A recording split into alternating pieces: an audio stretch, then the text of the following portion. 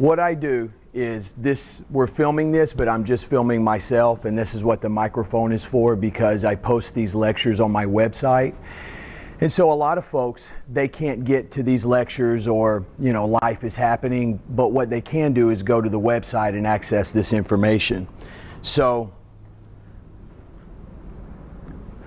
what I want you to do is just listen here for a second. Just for a moment.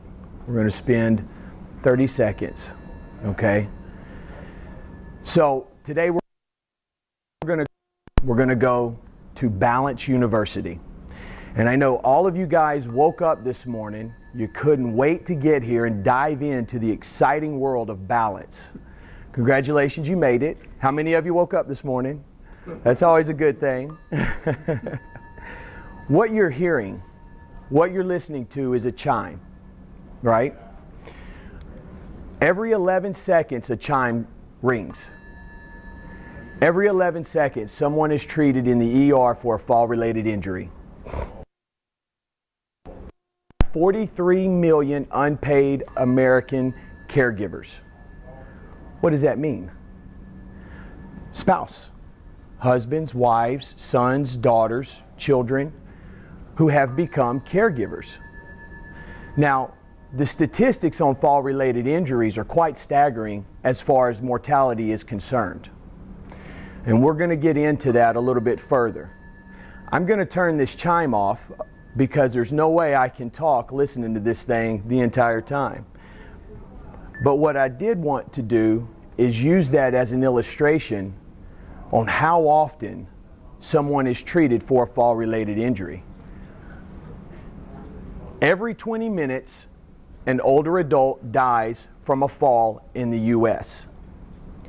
Currently, we have approximately 35 million Americans 65 and older. Bonus points to anyone who can tell me how many people turn 65 every day in the United States. 10,000. You get 1,000 bonus points.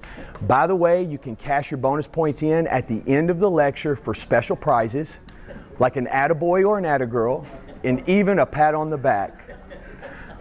So, at 35 approximate million Americans currently, by the year 2050, we're looking at a population of over 50 million Americans the age of 65 and older. So one thing we need to focus on is balance, because balance is the foundation of all movement. And today I'm going to give you a secret. I'm going to give you the key on how to improve your balance and make everything better. All you have to do is write a check, make it payable to Chris Williams for $10,000. I became very passionate about balance. I am a personal trainer. My father was in the military. He was in the Air Force for quite some time. He was a high-ranking guy. I was fortunate enough to get a scholarship and go play football at Northwestern State University. It was a great time, a great experience. I played football a little bit longer, but you know, as you get older, the guys coming in get younger, and eventually you show up to your locker and they say, hey, thanks for everything. See you later. And you walk out. What do you do? Where do you go? It was a natural progression for me. I have an education. I have a degree in dietetics. And so I did not necessarily want to work with unmotivated people. And being an athlete, being in that competitive environment, I became a personal trainer. It was just natural. And somehow I was able to dupe my beautiful wife, who's here with us today, Emily, into marrying me. And believe it or not, we have 4 children. The youngest of which is Caleb. Now you're looking at a fella here that means quite a great deal to me. Great friend. His name is Mr. Wolf. So 6-7 years ago, I was working with a geriatric physician. His name was Dr. Obadur Khan. And he was actually a client. And Dr. Khan is an Indian man, and he's very serious, and he's right on point. He doesn't mess around very much. He would say, Chris, don't tell me how many I have left. Just tell me when I'm done. Stop talking to me. So one day he pulls me aside and says, hey, listen, I have some patients that cannot physically get to the gym. They're dealing with osteoporosis, osteopenia issues, and balance is a nightmare. Medicare, most typical insurances only cover about $1,800 per calendar year for physical therapy. which lasts about 3 to 4 weeks. So it's a very short period of time considering there's 52 weeks in a year. So I met Mr. Wolf. He was my very first client that I received from Dr. Kahn. My answer to Dr. Kahn is, are they going to pay? Because if they're going to pay, I'm going to be there. I have 4 kids. I'm a young man, just married, trying to get everybody happy and fed. So I show up to Mr. Wolf's house, and he became a client of mine for the next 4 years. But what I saw was any time that he would stumble, the home care nurse, the caregiver he had in-home care, would call the case manager. The case manager would then call the doctor. The doctor would write an order for physical therapy, and then we'd go pick him up, bring him to physical therapy. But you know what would happen about 3 months later? He would fall again or stumble. And we were right back in that routine. And this was cyclical. So let me tell you the relationship between Caleb and Mr. Wolf. When I am working with someone in home, and I say we're going to do 12 repetitions, it doesn't always mean 12. It's a dangerous thing to let me count, because 12 may mean 20. You know, it's arbitrary. Yeah, it's subjective. So one day, Caleb had to go with me to Mr. Wolf's session. It just so happened that time of day he had finished kindergarten and the babysitter wasn't quite ready for him. So it was in that hour that he would have to come with me to work. And it just so happened to be the time I was working with Mr. Wolf. So one day I tell Mr. Wolf we're going to do 12, and when we got to 12 I said, continue going. And Caleb, who is very quiet, doesn't say a whole lot, had his iPad, very interested in his iPad. This kid pipes up and blows my cover. He says, Dad, actually that's 12, Mr. Wolf's done. So Mr. Wolf peeks around me and he goes, hey son, come sit right here by me. Mr. Wolf and Caleb were exactly 90 years apart in age. They were both born on Christmas Day. And so a friendship struck up. One day I got a call, Chris, how long are you going to be? You know, I drive from place to place, so it's really hard with traffic sometimes to be exactly on time. And in this particular instance, I was running about 10 minutes late. And so I let them know, and they said, well, if you could come now, we would appreciate it. This is the caregiver. Mr. Wolf has fallen, and he's wedged between the toilet, and I can't get him out. You see, I worked in the general same vicinity on most days. So this caregiver and I had a relationship, and she knew I was close, and she knew what time I would be coming. When I showed up, it was an awful scene.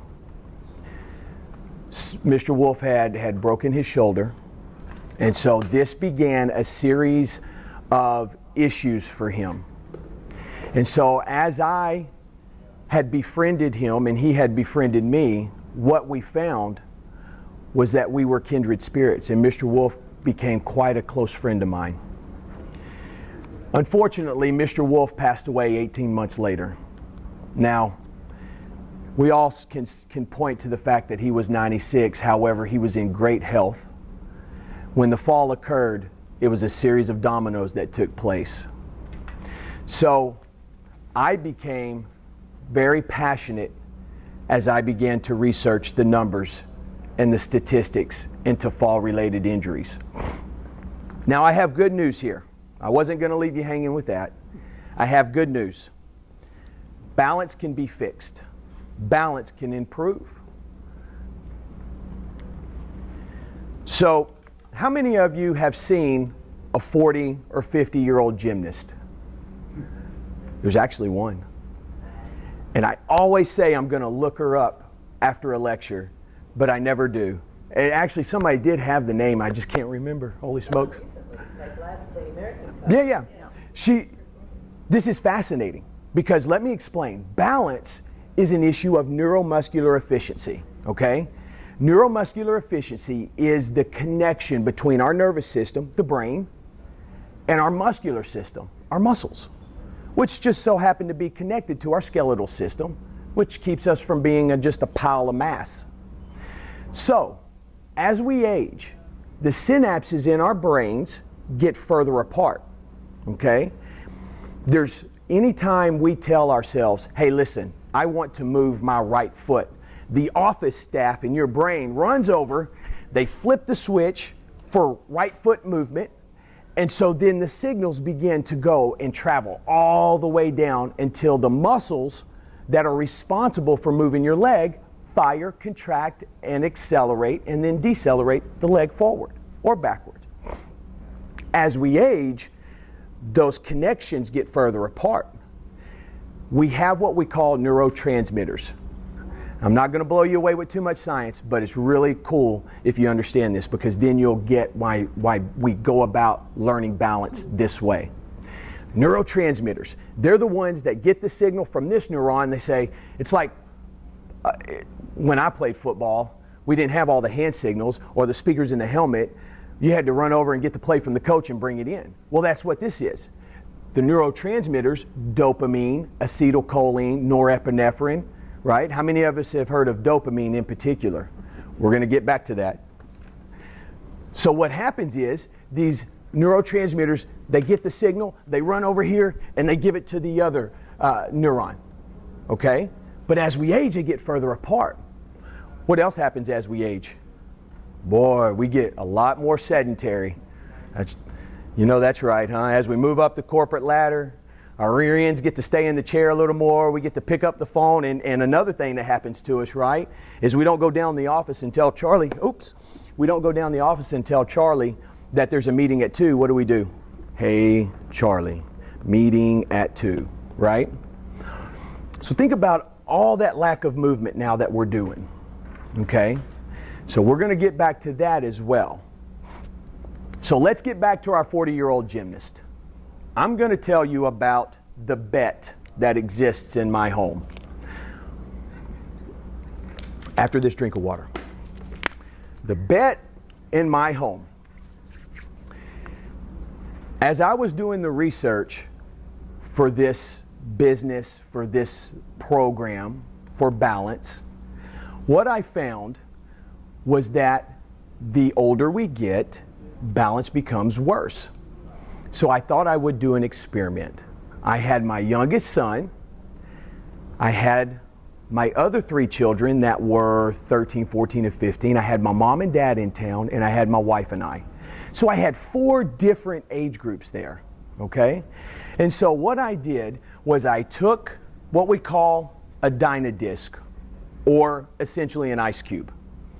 And I had everyone stand on one foot and hold their right hand in the air, and I wanted to see how efficiently they would go down, touch their foot, and stand right back up, if anyone could do it at all. So, you ever heard the old saying, a basketball coach should never shoot in front of his players? Well, only because I'm so stubborn. My wife would totally disagree, not stubborn at all. So, this is called a half foam roll. This is almost like standing on an ice cube. So the deal was, you're going to balance on one foot, right? We're going to hold our hand in the air, all right? We're going to go down, touch our toe maybe, touch, and then come right back up. And you got to hold it. 1, 2, 3. If you can do that, you get $5. So here's what happened. My dad, being in the military, he walks by and he goes, that's stupid, I'm not doing that. So my mom, being the mother that she is, says, yeah, how can I help? And I said, listen, I need the data. She gets on there, she can hardly stand on it, right? So then my wife, she jumps on there and she can stand on it, and she goes down a little bit, it's pretty tough. I get on it, and because I'm so competitive, they have to shove me off of it. I couldn't do it. So then the teenagers try it. They get a little further than we did. One even actually completes it, but couldn't stay up for 3 seconds. So here comes little Caleb at 6 years old. He comes running through. Hey, what are y'all doing? Oh, we're just trying to stand on this, Caleb, and touch our toe, something that's impossible. And he goes, wait, hold on. First try. So everyone looks around, says, okay, Caleb, do it again. Yeah, no. You want me to do it with the other foot? You want me to do it blindfolded? What? So he does it again, and then of course everybody's like, get out of here. So for the next hour, the kids are all trying to do this Dynadisc. Here's the thing. In 6 years, I've given away $15. 10 of it has gone to the same person. Anyone want to guess? Caleb, right? The point here, though, guys, the point is there was real evidence that balance decreases and deteriorates as we age. And I saw it right there. What we must do, and I'm going to give you the secret. It's big time now. I'm not going to just throw it out there in the middle of the lecture. I want you to stay to the end. What we must do is we must become efficient at getting the brain to communicate with the muscles, right? And we have to do this consistently, okay? So, as we move through health fairs with this information, we had our first health fair. It was fantastic. Banners, we had rack cards and business cards, and people just walk by and say, oh, that's balance. Oh, that's nice. Yeah. I don't need balance. And I'm thinking, well, I looked at my wife and said, well, maybe you and I should trade. Maybe you should come out front and I should go behind the desk. And so as we left, she says, listen, we need something that's going to pull people in. She says, hey, let's make a sign. What we saw at the next health fair with this big old sign out front was I could look halfway across the health fair and almost took it down, because people would come up to us and hold out one foot and try to stand on one foot for 50 seconds, and then you know what would happen? They'd do this. Whoa, wait a minute. And then they'd put their bag down, right? And then they'd get a little more serious. And then they would fall. Most of us do not realize our balance is bad until we have a fall. So what ends up happening is the older we get, the more sedentary we become, the less we move, the less signals that are transmitted from our brain to our foot. What we need to do in order to improve our balance is develop a proprioceptive environment. And that's a big fancy word that I like to use so you guys believe that I know what I'm talking about. I'm just kidding. It's a big fancy word for stable but unstable. So I don't know if you can see this. If you can, I want you to watch my foot here. Do you see how my foot is working? Do you see how it's going back and forth? This is an example of proprioception, okay? Let me do it over here. Balancing on one foot. Proprioception. I'm stable, right? But I'm a little unstable. So what's happening? My feet are sending signals to my brain saying go forward, go back, go left, go right in order to keep me erect. Okay? How many of you have ever tried to hold a pull stick with your hand straight up in the air? That's a challenge, right? Because as that pull stick starts to fall, if you don't catch it and recognize it soon enough and correct, it's going to go right over, and eventually it's going to get to a point of no return. This is what's happening with the body as we get older. So, bonus points.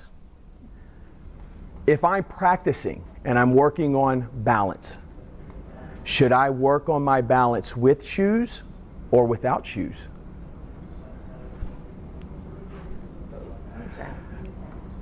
Without, but you have a point. Without. Because as we get older, we also get to enjoy some of the comforts of life. And we notice that our feet may hurt, and we go to the doctor and he gives us these $5 million pair of shoes, right? These orthotics. Well, think about how thick that is. Think about your foot now on a flat surface. Your foot forms to these orthotics, right? So it's not necessarily a true reading of how that foot is fitting on the flat floor, on the surface. You guys buy that? I just made that up. I'm just kidding. So we're going to come back to that also, okay? But I need to plant that seed now so that you can understand some of the concepts we're going to talk about moving forward. So, back to that pull stick. Your body, your feet are responsible, the lower leg are responsible for keeping you erect. And so the less time you spend in proprioceptive environments, you become out of practice. So how many of you in the morning brush your teeth on one foot? No one, right?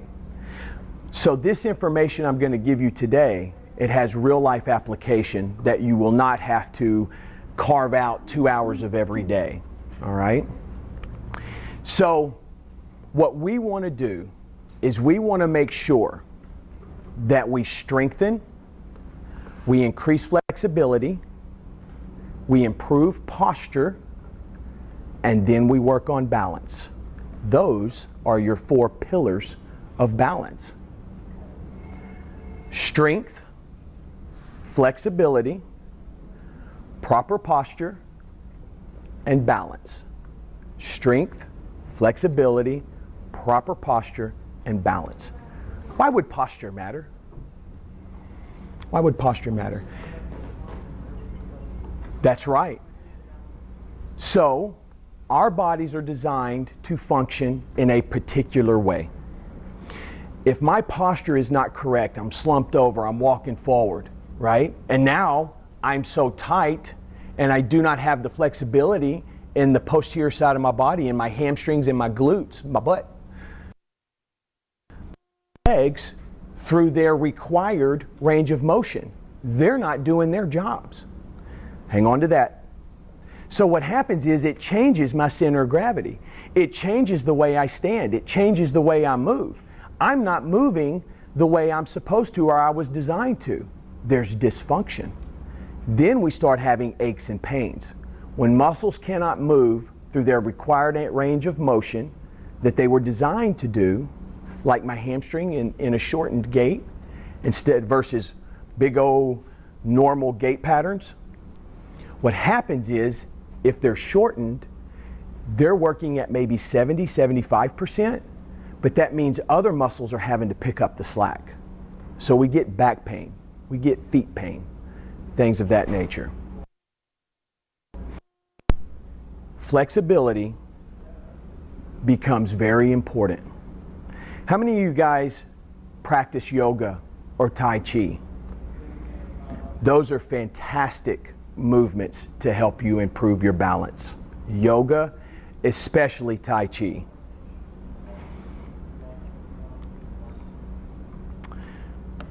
Tim Tebow, fantastic athlete.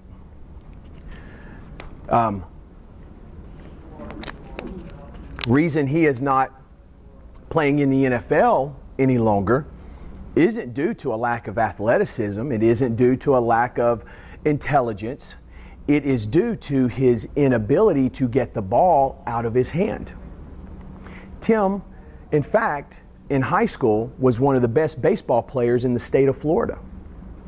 He also played football. And if you watch him throw a football, he throws it like a baseball. How many times do you think Tim Tebow has thrown a football in his life? Thousands, right? So let me ask you a question. When Tim Tebow goes out to throw a pass, do you think that he's telling himself, okay, the guy's open. Okay, hands up, hands by the ear. All right, now you're going to throw. So we're going to pull the arm back. Now thumb under. Now you're going to raise your shoulder up a little bit, tuck your core in, look good for the camera, and let it go. Or do you think he just goes, throw the ball? So that moment between the time he says throw the ball and it comes out of his hand, he's on autopilot, what we call muscle memory. Okay? I have a point to this, I promise. So what happens is the office staff in Tim's brain goes over, flips, throw the football switch, and it just goes. Because he's done it so many times, his body has memorized the order and the rate at which each muscle should contract in order to get the ball 5 yards, 10 yards, 15, 20, so on. Does that make sense? How many times do you think Tim would have to throw the ball in order to correct that motion? It would be as many as he's thrown the ball incorrectly. He would have to throw the ball correctly. Breaks my heart, but he's the best example. I'm a Dallas Cowboys fan. Brett Favre and Aaron Rodgers, if you watch them throw, they throw the ball from here and it's out versus that big long motion. That's what I'm talking about. So for us, that is applicable because we have to develop that muscle memory too. Why? Because when we walk, we don't tell ourselves, right foot, left foot, right foot, left foot. Oh, right foot, left foot, right foot. Right? A lot of times when we walk, we engage in casual conversation. We put our feet on autopilot. You guys buy that? So, if we practice in the proprioceptive environments, when we go on autopilot, we have our office staff flipping the switch. Now, we become more efficient. Does that make sense? You guys with me? When we talk about the 4 pillars of balance, strength, flexibility, posture, balance exercises, right? What we're really talking about are life indicators, okay? What is most important to me and where balance begins is with your leg strength. When I go into a home, the first thing I look for is how well does someone get out of a chair? Do they meet me at the door? Do they get up and do they say, Chris, come in? Or do I hear a, come in, and I'll walk in, they say, come on over here, grab a chair.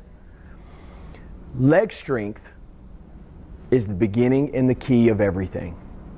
Balance, movement, life. Dr. Khan and I had a one-sided conversation only because I was the only one doing the talking. There's nothing more I love to do than to hear myself talk, but I do understand it needs to be important, and so does Dr. Khan. So I proposed to him one day, leg strength can affect cardiovascular, or leg strength and cardiovascular disease were tied together. And he looks at me and he goes, I don't think so. And walks off. I said, wait. No, I'm serious. Think about this. He goes, okay, I'll see you tomorrow. He takes off. So at our next lecture, he says, you know what, Chris, you may be right. Here's my point. When we get on a treadmill and we're trying to exercise, what are we trying to really do? We're trying to elevate our heart rate, correct? But what if our legs are weak? What if they're not very strong? We don't have much endurance. We're not going to be able to go very far. So how does that affect our ability to improve our cardiovascular health? Not only that, but what about the person who has family come in from out of town or goes to a picnic and wants to go play Frisbee with the grandson, granddaughter, son, daughter, friend, spouse, whatever it is. But you don't have the leg strength or the endurance to do that. So then you sit versus going out and moving a little bit, elevating the heart rate. Whenever we begin to lose our balance, it all starts with lack of leg strength. I had a gentleman call me about 6 months ago, and he says, listen, I got your information from so-and-so. I would like to have you come in. And I said, sure. What happened? Unfortunately, this is the case many times. I'm asking what happened instead of let's prevent what could possibly happen. He says, I was in a restaurant, one of my favorite restaurants I love to eat at. We had a waiter coming through. I saw him coming, and as he approached, I began to step backwards. I became disoriented, lost my balance, hit the floor. I was so embarrassed, I don't believe I can go back to the restaurant. And I said, no, I understand, and I can appreciate how you feel. The issue is your leg strength, because your inability to decelerate yourself going backwards is what led to that eventual fall. We talked a little more, and I was able to pinpoint certain aspects of this particular incident. So the first thing we did was we start building leg strength. One of the greatest exercises you can do is what I call, and you guys all know this, it's the eccentric quad activity. Squats, that's right, somebody knows. It's called sitting slow, or sitting in slow motion, okay? So what I would do is I would take a chair, or I do take a chair, and I'm going to stand you can use your hands if that makes you feel more comfortable and confident. And you're going to go down very slowly on a 4 count. So 1, 2, 3, 4. And then you're going to pop back up. Now, what if I'm really strong, right? Will this help me? Yes. What you're going to do is go deeper until your bottom touches, not sit, but touches the chair. 1, 2, 3, 4, and then we're up. We're going to go down very slowly. Now, what if I don't have the flexibility or the strength? Then what I do is 1, 2, 3, 4, and come up. Go as far as you can and hold for that 4 count. Does that make sense? Great. That is, and I'm going to leave that chair there because we'll probably come back to it. That is one of the greatest strength exercises that you can do. Okay? Let me run through these life indicators. VO2 max is a stress test. VO2 max is how well do you recover from cardiovascular exercise or a cardiovascular event. Walking upstairs, does it take your heart rate? Does it take you 5 minutes to get your breath back, or does it take you 30 seconds? You see, Lance Armstrong, there was another fella by the name of David Goggins, who was a Navy SEAL, really nutty guy. Both of them had resting heart rates of 38 beats per minute. Now, that is nuts, because the average for men we should strive for is 70 beats per minute. Women is 75. So why is that important? Because when your heart beats, it pushes blood out to the extremities. If you have a weak heart, it has to beat more, right? If you have a strong heart, blood flies. Does that make sense? Are we seeing the correlation between our leg strength and our cardiovascular health? Now, our ability, the third life indicator, will be our ability to build lean muscle tissue or muscle tissue. They're really the same thing. And so as we age, it gets harder and harder to build muscle tissue. We're not going to spend a great deal of time on that because we can all get stronger. However, you have to work at it. That's the secret. You remember I was going to tell you the secret? I'll repeat it. You ready? You have to work at it. Same thing with balance. Balance is something that you must work on every day. But here's the good news. You can improve your balance. No matter where you're at or what your case may be. Now, how do I know my balance is deteriorating? We did talk about this briefly. Most do not realize their balance is bad until something happens. Has anyone had this experience where they've lost their balance a couple of times, or all of a sudden you realize, holy smokes, what's going on with me? Well, good news. This is my favorite line. It's not my fault. It's not your fault. You have permission. Go home, tell your significant other, or tell your wife or your husband, Chris said it's not my fault, so I'm in the clear. Also, our age. We know as we get older, just by the way we're built and designed, our balance is going to deteriorate. Okay? And neuromuscular efficiency. Under this phase, under this bullet point, I'm going to take the opportunity to give you one of our postural exercises. We've talked about strength. Let's talk about posture. How many times has someone told you, sit up tall, suck your stomach in, shoulders back? A lot. Most of us, a lot. The problem is, everything's in front of us. We drive, we're on our phones, we write, we type. Everything we do is in front of us. So watch my shoulders, guys. If I'm typing, what happens to my shoulders? They go forward. So all these muscles get scrunched. But what happens to these muscles back here? They lengthen. So what happens is these muscles in the front, our pectoral muscles, get tight, and the muscles in the upper back get weak. See, there's a cause and effect to everything. So if I do not do anything to counteract this happening, I'm going to be in real trouble when it comes to proper posture. So when we stand up tall, we're pulling our shoulders back, we're sucking our stomachs in. You should actually.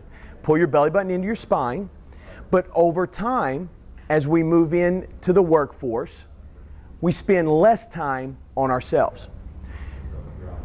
What we want to do is use some dynamic stretching, which is just stretching in motion, and also strengthen.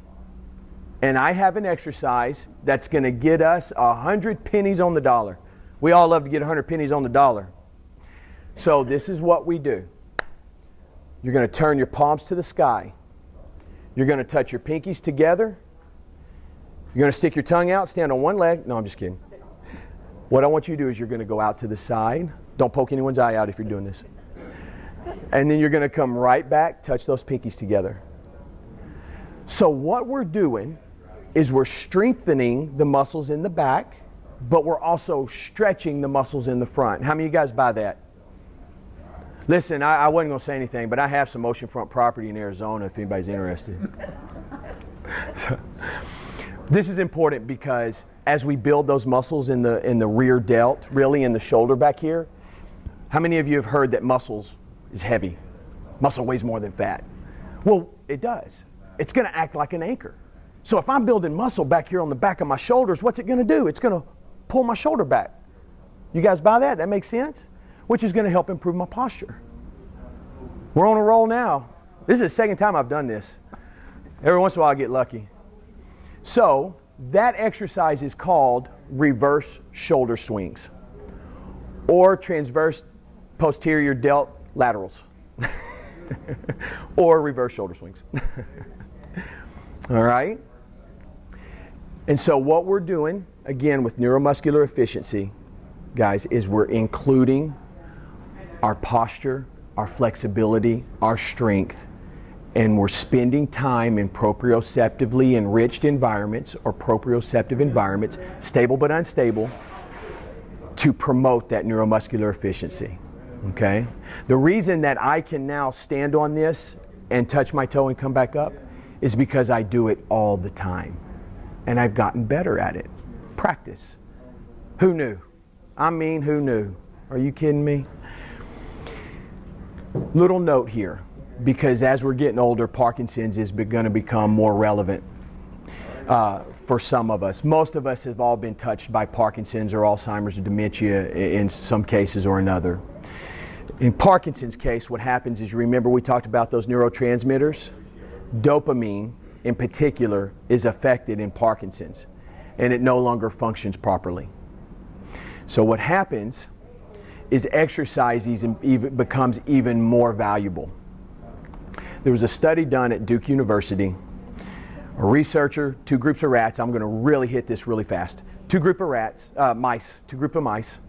One group was placebo. They did nothing. They just hung out in the cage. The other group had several exercise wheels that they made them exercise on.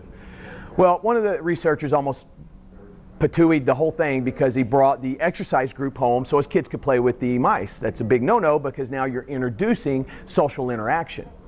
But as he walked into the office the next day with the cage of mice with a big smile on his face, everyone kind of hit the floor. They had a big discussion, agreed to continue. Wouldn't you know, as the time went on, as the experiment continued and ended, they did their research. They found the mice that had exercised and had social interaction, their brains were heavier than the placebo group. In fact, the hippocampus had grown. Not only that, but they found that the neurons started to realign. Why is this important in terms of Parkinson's? Because if our dopamine is not working correctly, but we can exercise, then we can begin to realign those neurons, right? And we can make that trip across the synapse a bit easier for our dopamine, our acetylcholine, our norepinephrine. Does that make sense, guys? And we're going to leave it there for now. If you're interested, we can talk more about that afterwards. Okay. Well, how can I improve my balance? Consistency is the key. So we've talked about strength, we've talked about posture, let's talk about flexibility. Quick question, how many of you, when you drive, you struggle to look over your neck, over your shoulder? We all do, myself included. One of my favorite stretches of all time is what we call a self-cervical stretch or neck stretch. And the way that works is I'm just going to sit in a chair, really could be any chair, as long as I'm able to get my hand underneath it. So in this instance, I'm going to hold with my left hand and I'm going to lean to the right. I'm going to look up and I'm going to feel an incredible stretch here. If you would like, you guys try it. And it's different for everyone. Some of us will look up, some of us will look straight, some of us will look down a little bit. But the important part of this, the important thing to remember is that you feel a nice, comfortable stretch. You don't want to kill it. That's it. So whatever hand you're holding with, lean to the opposite side. Hold it for 20 seconds. And then flip and do the other side. That exercise, along with, in the morning, when you wake up, again, we've already established everyone woke up this morning, so there's no excuses here, you can't do this one. Maybe tomorrow. So, sit up in your bed. Put your feet out in front of you. If you have to, slide yourself up against the headboard. And what I want you to do is take your hands out in front of you and walk as far as you can with your chin tucked to your chest. What we're doing is now we're stretching out the lower back, the glutes or the bottom, the butt, and the hamstrings. That is extremely important in our gait pattern, that these muscles are able to move through their required range of motion, that they function at 100%. And that is just called the hamstring stretch. So in terms of flexibility, I've given you two, the neck stretch and the hamstring stretch. And there's many, many versions of the hamstring stretch. For some, in class, when I hold class, we just stick our legs out in front of us and lean forward and hold. Anytime you stretch, you want to hold for 20 seconds. There's a scientific reason for that. When a muscle begins to stretch, the first reaction is, nope, not stretching, I'm not doing it. And then you have GTOs, not the car. It's called Golgi tendon organs. These mechanisms come in and they tell the excited muscle, hey guys, relax. And the muscle goes, oh, okay. And the muscle is able to relax and you get more of a complete stretch. So that happens after about 4 to 5 seconds, and then those GTOs are no longer working after about 20. So anytime you stretch, you want it static, you want to hold, and hold for 20 seconds. Good deal. So we've done strength, we've done posture, we've done flexibility. Now it is time for the main event. All right, balance. The most important element in balance, I'm going to try to build up as much suspense as possible. Okay, position of confidence. Position of confidence. I want you to find a position in which you are confident. We are going to use our split stance. Split stance is just simply one foot in front of the other. Don't worry about the width. Don't worry about the distance. Whatever position you can find with one foot in front of the other in which you're comfortable, that is your position of confidence. Okay, let me come over here, maybe. So my position of confidence. Some of us may feel 95 to 100% confident here. Others may feel 90 to 100% confident here. But it varies for each of us, and it will vary from side to side. How many of you recognize already you're better balancing on one foot than another? Do you guys know why? No, I'm asking, do you know why? No, I'm just kidding. The reason why is in casual conversation, How many of you stand with your weight evenly distributed 50-50? Very few of us. Most of us stand like this, or like this, or like this, or depending who we're talking to, like this. So what happens is our body has developed a significant amount of neuromuscular efficiency holding our body weight on one leg. So right now my right leg has become very confident at holding 75% of my body weight. So it's not much of a stretch for me to pick up that other foot and give it the other 25% left, right? So that is the culprit for most of the imbalance. Other culprits could be injury. It hurts. There could be some deterioration in the bone or the muscle, some atrophying in the muscle. But that is the main culprit. You guys buy that? That's some good stuff right there. You know how many bets you could probably win with some information like that? I haven't tried yet. I might. So, position of confidence. And what I want you to do in this position of confidence is just spend time there. 30 seconds to a minute, as many times a day as you can. Because what we're creating is repetition. Every time Tim Tebow threw that football, it was a rep. We need reps.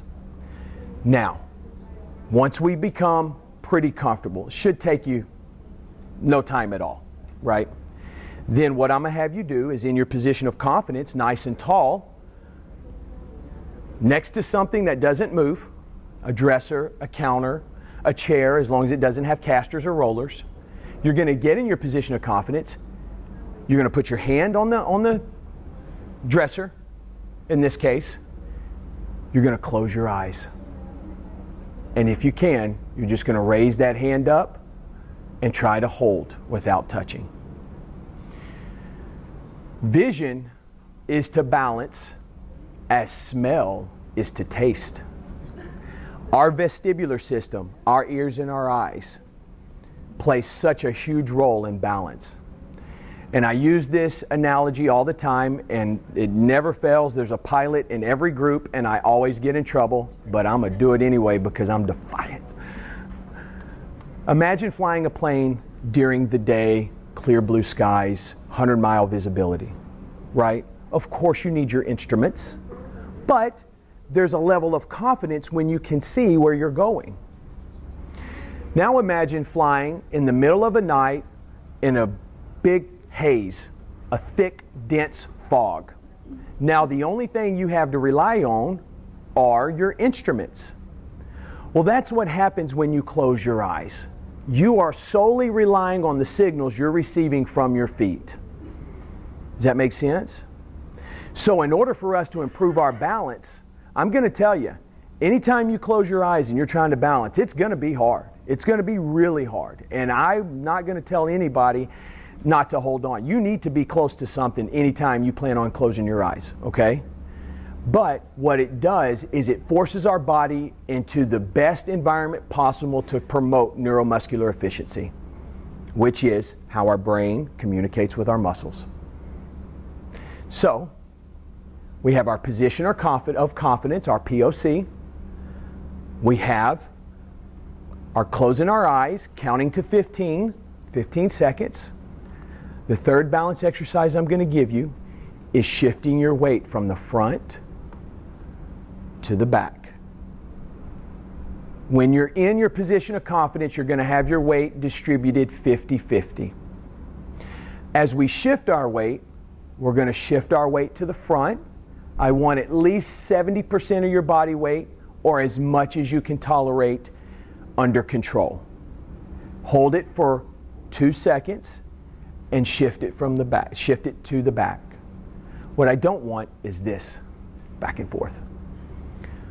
Why the position of confidence? Why this position? Why not just go into standing on one foot? Why did I select that? When we walk, we are always in a split stance.